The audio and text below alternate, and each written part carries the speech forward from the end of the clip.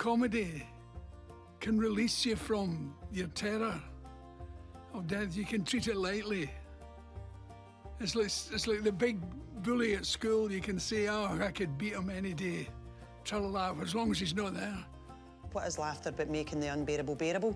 Either being able to laugh at what's really hard to laugh at, or being able to forget the really hard stuff that's going on because you're taking it out of yourself for a while with comedy.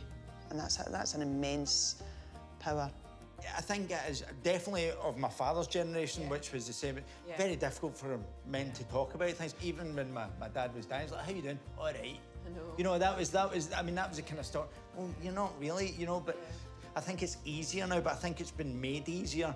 It's such a tender thing, comedy. It lives on a shaky branch, you know.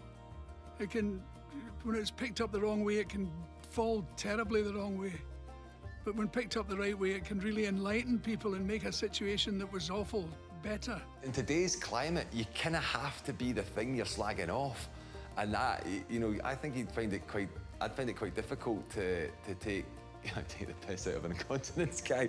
But you know, like normally, if you've got direct experience, people, if you don't have that direct experience, some people will call you out on that these days because there's an oversensitiveness kicking about the planet at the moment. What do you say to people that are quite genuinely offended by your humour?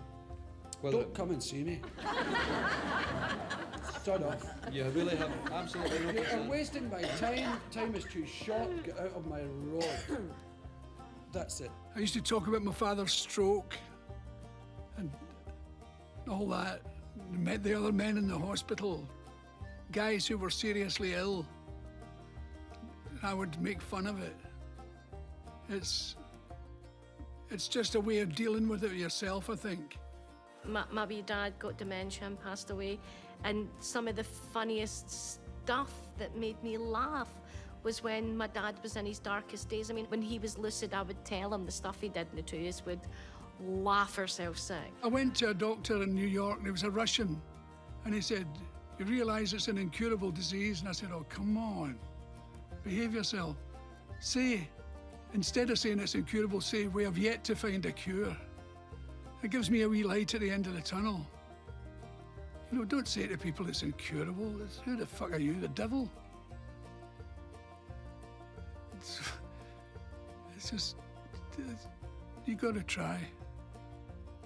To laugh at your own insecurities and inadequacies, what you're effectively doing is you're saying, look at me. Look at the state of me. And what they're basically saying is people are going, thank God you're sharing that. Thank God you're telling me that despite all your outward appearances, inside your head's taking you for a walk. Now that I'm getting older and sicker, it's important that my comedy kicks in. I think that's important as humans, that we unpick the pain and replace it with laughter. That's important, I think, for humans to survive, as we have to unpick all the pain and all the shit and go, well, what is the best bit of this? And the best bit of it is there's a joke in there, and that'll make me cope with this better. The comedian is doing it for laughs. He's not doing it like a social worker to make the world better. But accidentally, he can do that. He can make the world a better place. Poets and comedians, they're in charge of making the world a better place, leaving it a better place than they found it.